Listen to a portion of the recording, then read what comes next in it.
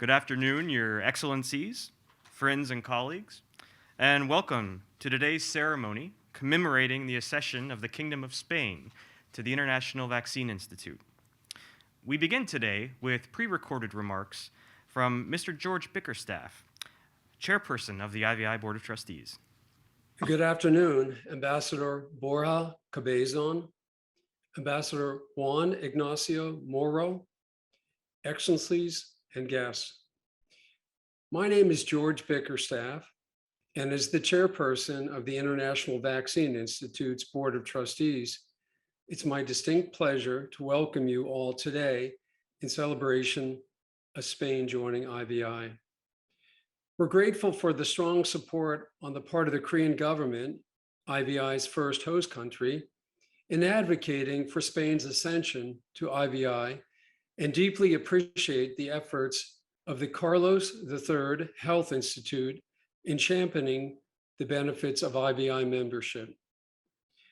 Spain is the fourth country to join IVI in the past 2 years after Finland, the UAE, and Rwanda, in IVI's largest expansion since our founding, as well as the sixth EU country to join after Sweden, the Netherlands, Malta, Romania, and Finland. With the history launch of IVI's European Regional Office in Sweden this year, IVI is well positioned to strengthen ties with our European partners and co-create new innovative areas of collaboration.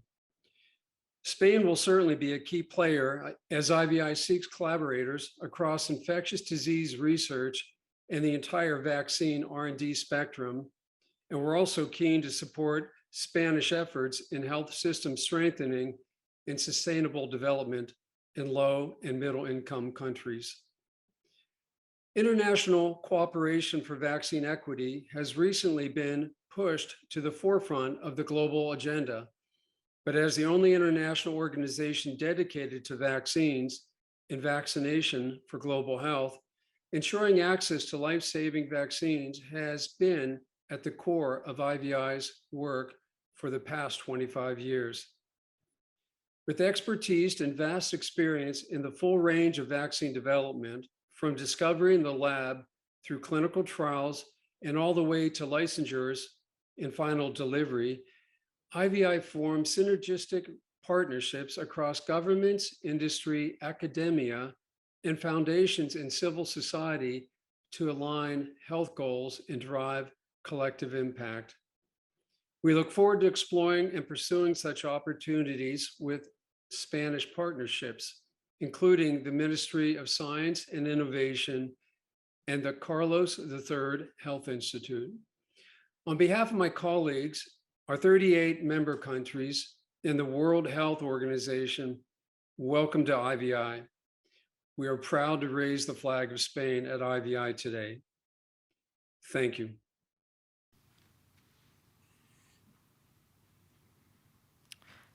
Thank you, Mr. Pickerstaff.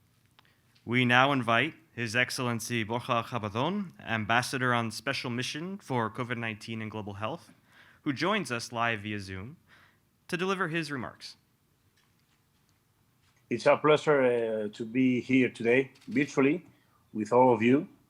I want to thank our dear Ambassador of Spain to the Republic of Korea, Juan Ignacio Moro, for the invitation, and to those responsible for the International Vaccine Institute.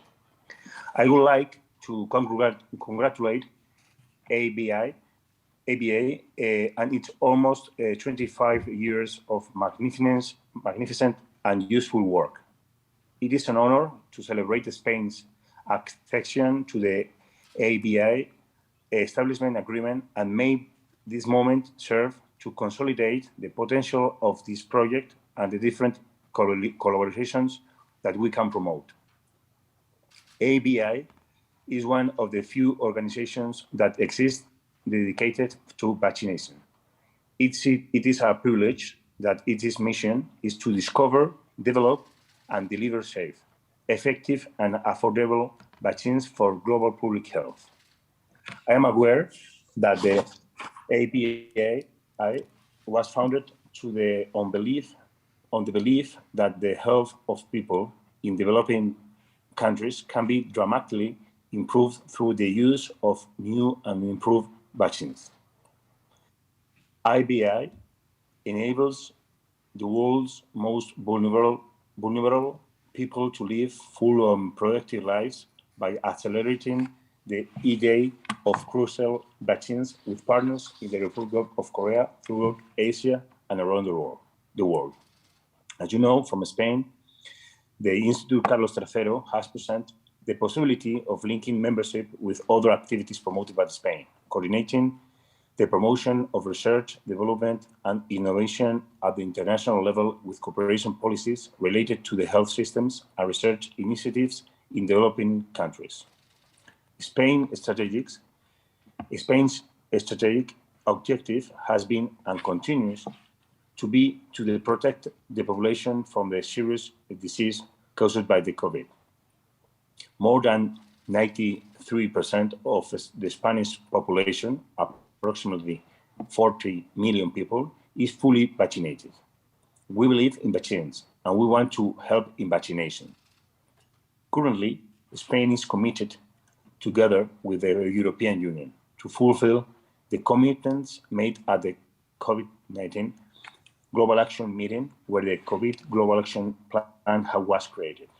In this area, Spain offers its experience. We have been able to combine a high percentage of vaccination of its own population with being one of the main vaccine donors. It is the seventh largest vaccine donor in the world and the second largest vaccine donor in Latin America. Spain has also played an important role as a donor in sub-Saharan Africa, the Southern Neighborhood, and Asia. Drew Griezmann is one of the scientists who allowed us to recover much of the life taken away by COVID, which calmed the fear of the most vulnerable and relieved hospitals. His work, together with researcher Catherine Carico at the University of Pennsylvania, in the United States, made possible therapies based on messenger RNA. Vaccines from Pfizer or Moderna incorporate it and would not exist without his vision. In a recent interview, he talked about two things that I am sure my friends at IBI agree with. The first is that universal vaccine is in the works for the coronavirus and other viruses that have the potential to jump from animals to humans to prevent future pandemics.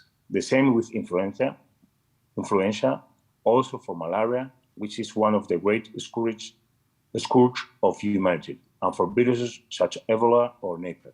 We believe that RNA will enable us to produce new vaccines very quickly, effectively, and safely for the next possible pandemics, and also to avoid the need for repeat jabs for every few months. And secondly, these vaccines are safe for human beings. Count on Spain to follow this path that will allow us to have a better life and safer life. Thank you very much. Thank you, Ambassador Capozon. Now we invite His Excellency Juan Ignacio Moro, Ambassador of Spain to Republic of Korea, to deliver his remarks. Ambassador Moro. Well, good afternoon to all of you. Dr. Jerome Keane, Director General of the International Vaccine Institute, IVI. And also I want to send my regards to our Ambassador at Large, Mr. Borja Cabezón, from the Ministry of Foreign Affairs, European Union and Cooperation of Spain, who is in charge of the COVID-19 pandemic and global health. And also Dr. Cristobal Belda, who might be listening to us now, from the Instituto de Salud Carlos III in Madrid. My dear friends, it is a satisfaction that we meet today to commemorate the accession of Spain to the International Vaccine Institute. By joining the IVI, Spain wants to highlight once again our commitment with multilateralism, especially when trying to solve major international problems related to health. In this quest, we truly appreciate the work carried out by the Institute as well as the World Health Organization and other health institutions playing a crucial role in this field. Let me first thank the Republic of Korea for its generous assistance by hosting the Institute. And we also thank the IVI for your work in these areas of research and development of new, improved vaccines for the people in all countries. You have proven that these vaccines can be produced through a dynamic interaction among science, public health, and business. We are all aware of the scourge of the COVID-19 pandemic that has taken more than 6 million lives worldwide in only 2.5 years. No one is safe from this tragedy, with the obvious consequences also in the economic and social domains. But the discovery of the first vaccines in a time record was a sign of hope, and we all should be extremely grateful to those who made it possible. Spain, of course, was no exception in this worldwide effort. We were one of the first countries to suffer the impact of the pandemic, as our first case was registered on 31st January 2020. In spite of the measures adopted to contain the disease, more than 12 million Spaniards contracted the virus, and we mourn more than 100,000 lives. As Ambassador Cabezón mentioned, Spain has a rich experience to share with around 93% of its population fully vaccinated. Together with our partners in the European Union, we have shown our full commitment to honor the COVID-19 global action plan, and our solidarity with the less privileged countries. As we heard, we are the 7th largest vaccine donor in the world and the 2nd in Latin America. Today's ceremony is a success for us. Both the necessity and our wish to join the IVI was made clear on the occasion of the state visit paid by Their Majesties, the King Felipe and Queen Letizia of Spain, to Seoul in October 2019. This initiative was followed by the state visit paid by former President Moon Jae-in to Spain in June 2021, which gave us a final momentum to complete this important procedure. On 22nd April, Spain deposited the instrument of accession at the UN Secretariat in New York, and it entered into force on 1st May 2022. Finally, let me mention the key role played in this process by the Instituto de Salud Carlos III in Spain, which seeks to improve the health of all citizens and fight diseases through the promotion of research and innovation in health science and biomedicine, and through the provision of groundbreaking scientific and technical services and education. Its strategy matches well with that of the International Vaccine Institute. We are very proud that from today our experts will work closer, and we are sure that Spain will contribute to enhancing the growing international role and magnificent work carried out by the Institute in all these years. You are more important than ever, and we wish you great success when facing all challenges we have ahead. I do thank you very much, and congratulations on your great work. Thank you.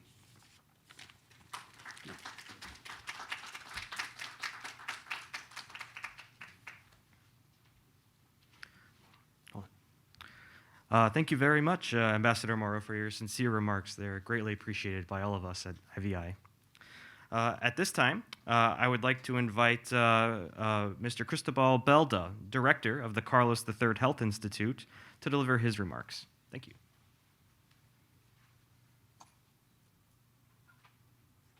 Thank you. Thank you very much for inviting us to this event. As the ambassador told before me, you may know that our organization has been one of the driving forces behind this adhesion. This is not a coincidence that our organization, that the Instituto de Salud Carlos III is here, since we are the main public research entity in health and biomedicine in Spain, as recently evidenced when we published more than 1,500 of scientific papers devoted to COVID-19, involving genomic sequencing, clinical trials with vaccines, and the most recent publication a week ago about a PCR test to evaluate cellular immunity after COVID-19 vaccination. In this regard, and far beyond COVID-19, we have a very close vocation to the International Vaccine Institute, as we would like to be a national and international benchmark organization in public health research and in the development and funding of biomedical research. Our capabilities stem from several factors, but the most important one is our scientific and administrative staff. More than 3,000 people aim at protecting health through science for more than 30 years, working together with patients and families, universities, hospitals, primary care setting, and basic scientists, mirroring our twofold functional dependence. We depend organically on the Ministry of Science and Innovation as we are scientists. However, we are functionally depend on both the Ministry of Science and the Ministry of Health, as we are also physicians devoted to the national health system. Therefore, we would like to be, and we are, the interface between science and health promotion, becoming the leader institution in the field of biomedical and health research in Spain. Apart from funding highly competitive research, our organization also provides advice and services to the national health system and plays an important role in disease surveillance, prevention, and control through the network of biological alert laboratories and research institute into the biggest hospital in Spain.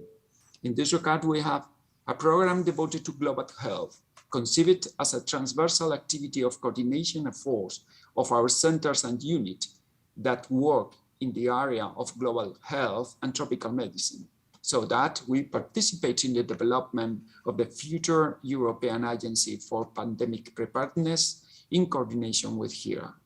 In this regard, we offer all our capabilities to develop common research programs with IVI as the first step of a long and fruitful scientific cooperation. Thank you very much. Thank you very much, Mr. Belda. We really appreciate it. At this time, I would like to invite Dr. Jerome Kim, Director General of the International Vaccine Institute, to deliver his remarks and presentation.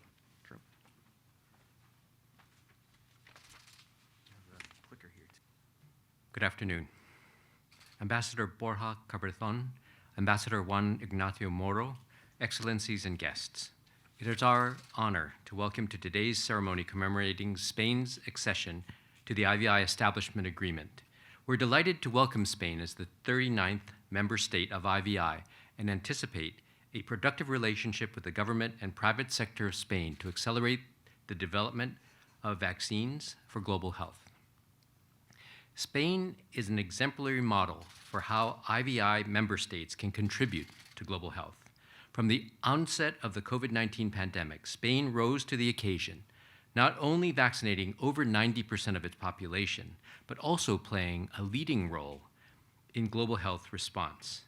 Spain has donated 50 million doses to COVAX and is one of the leading vaccine donors to countries in Latin America, Sub-Saharan Africa, and Asia. Just last week, at the Global COVID-19 Action Plan meeting convened by the United States, Spain, alongside its fellow IVI member states, Korea and India, led the development of plans to improve access to COVID-19 vaccines for healthcare workers in low and middle-income countries. Even prior to the COVID-19 pandemic, Spain has been a long-term funder of global health organizations like UNICEF, Gavi, CEPI, and the Global Fund, and last year they donated 50 million doses to COVAX. Shortly after the Cortes General acceded to the IVI Establishment Agreement, it also passed a new law on sustainable development cooperation and global solidarity, further cementing Spain's commitment to achieving the Sustainable Development Goals, a commitment shared by IVI. Advancing vaccine development contributes to most of the SDGs, not only SDG 3, and cooperation between IVI and the Agency for International Development Cooperation, or AECID, could strengthen Spain's contribution to the SDGs. Equally, IVI is excited to explore collaborative opportunities with the Carlos III Health Institute, which works on many of the same diseases as IVI, including enteric diseases like Shigella and Salmonella, hepatitis E, antimicrobial resistance, and many other neglected tropical diseases. As a product development partner, IVI looks forward to engaging Spain's growing biotechnology industry, and we are interested in learning more about vaccines being developed by BioFabry, Ivi Vaccines, and Vercel, to name a few. Spain and IVI share an understanding that more needs to be done. Global COVID-19 vaccination rates have plateaued around 66%, while surplus vaccine supplies expire in warehouses unused.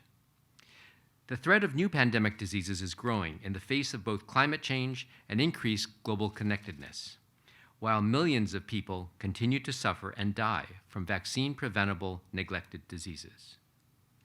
These misfortunes are fixable, and by working together, IVI and Spain have the capacity to build a better, healthier world for all people by developing and delivering new vaccines for global health.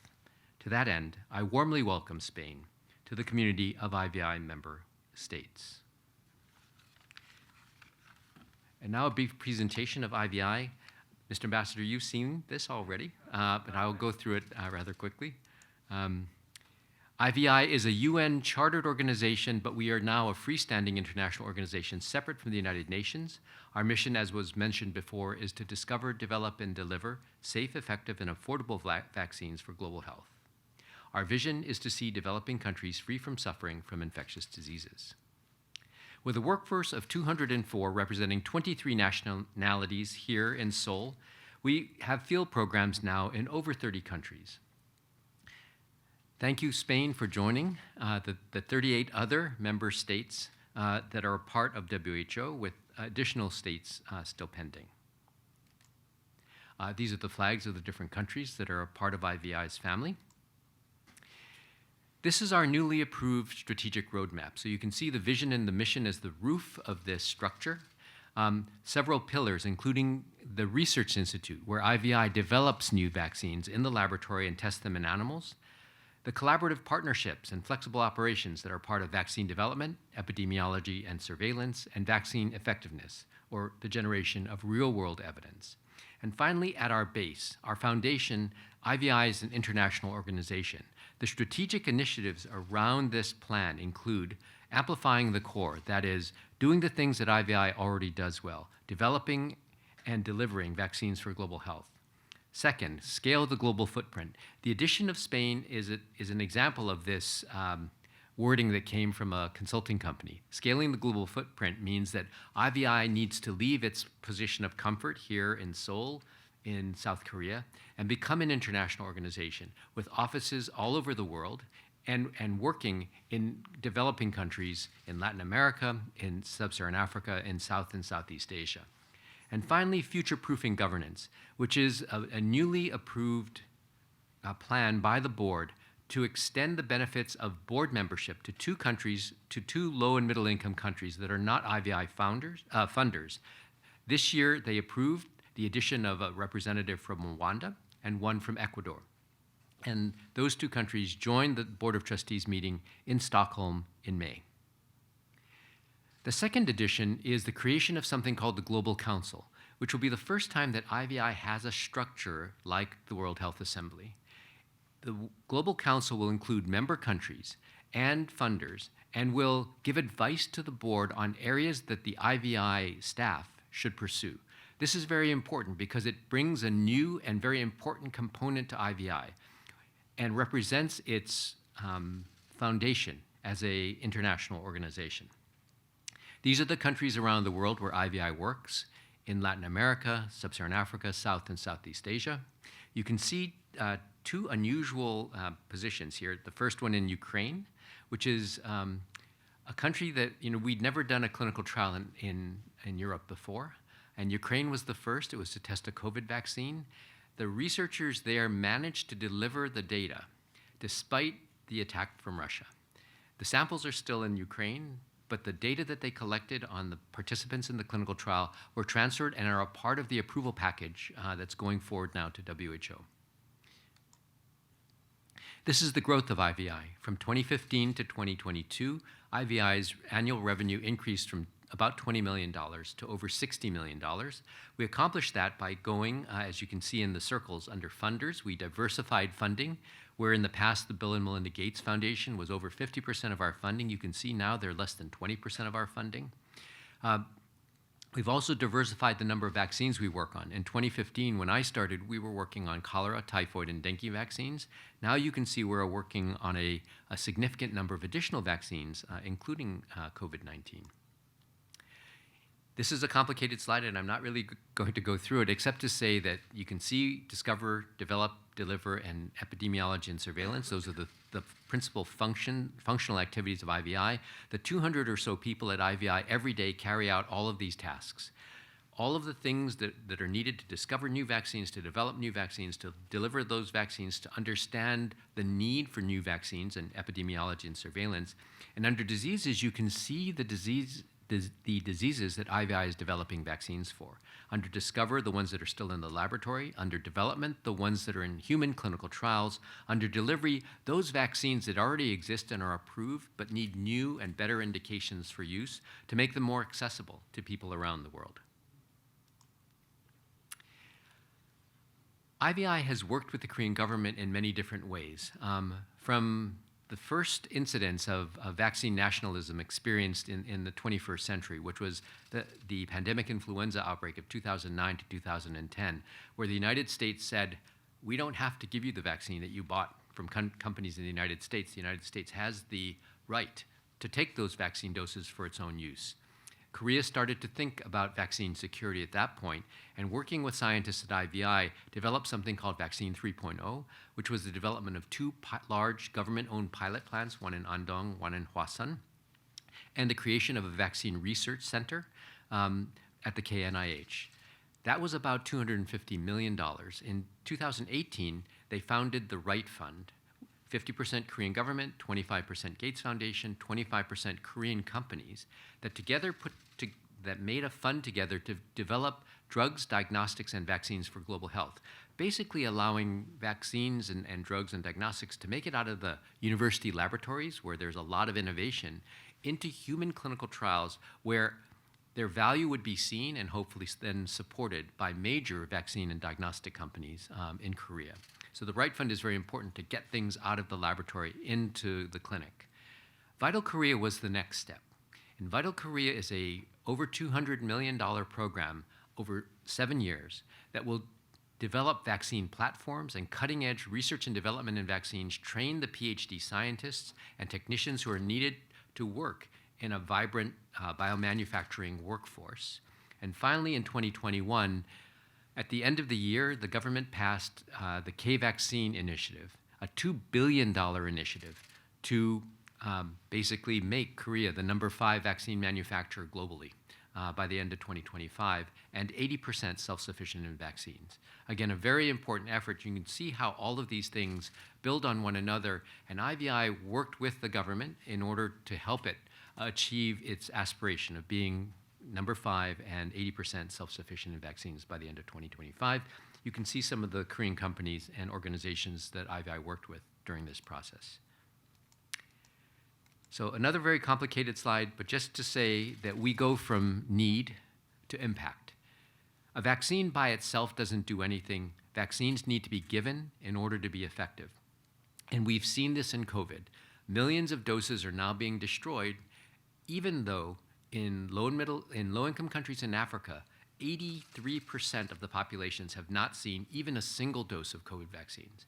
So as we commonly see for global health vaccines, organizations like IVI have to not only develop vaccines in the laboratory, but work with manufacturers to create a supply and work with those organizations like the WHO SAGE group or with Gavi or UNICEF to create the demand for the vaccine, to create a recommendation for use, and then to work with countries to actually implement vaccination programs to prove to the ministries of finance, which actually purchase the vaccine and pay for the personnel, to convince the ministries of finance that this is cost effective.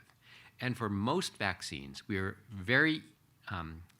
able to do that through cost effectiveness analyses and health economics research. Finally, we achieve impact.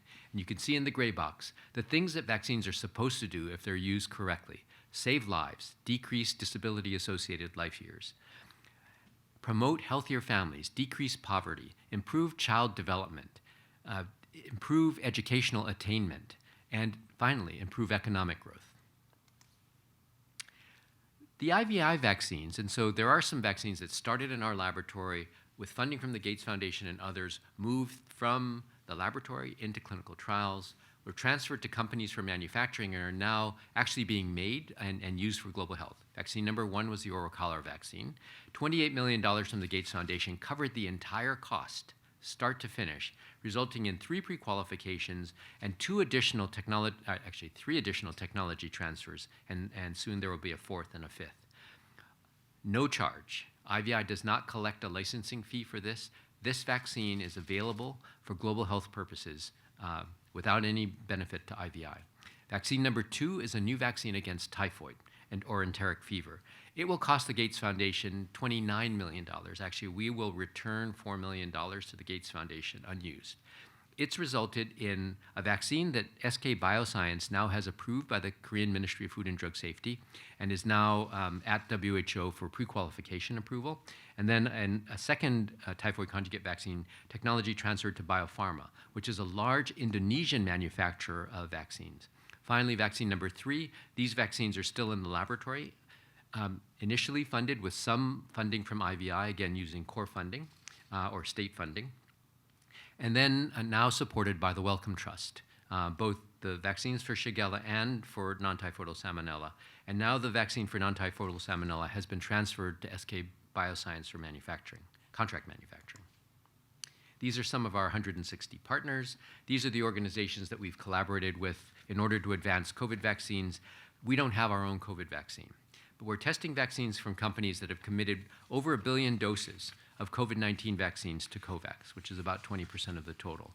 And we think that we took the right approach in working with any company that had a vaccine potentially to reduce the burden of COVID. Thank you.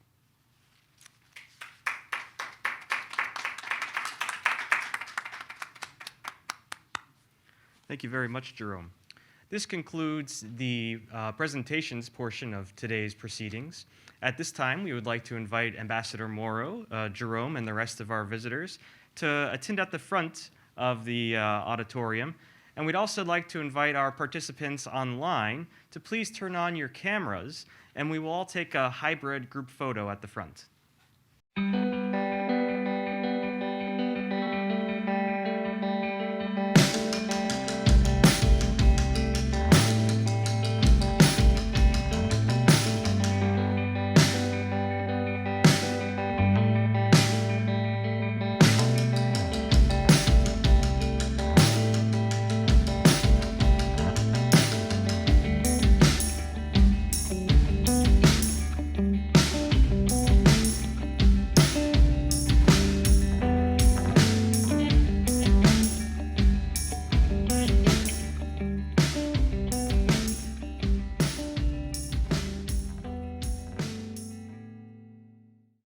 The flag of the Kingdom of Spain will now be raised while the national anthem is played.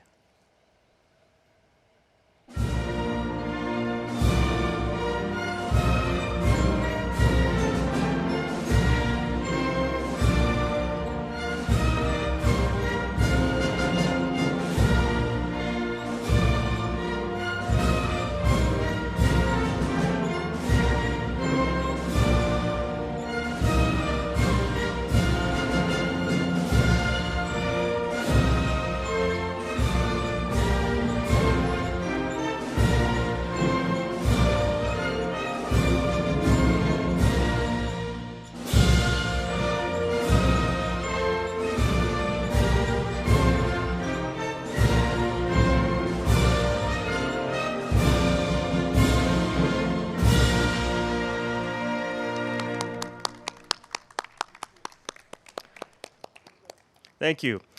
This time, the national anthem of IVI's host country, the Republic of Korea, will now be played.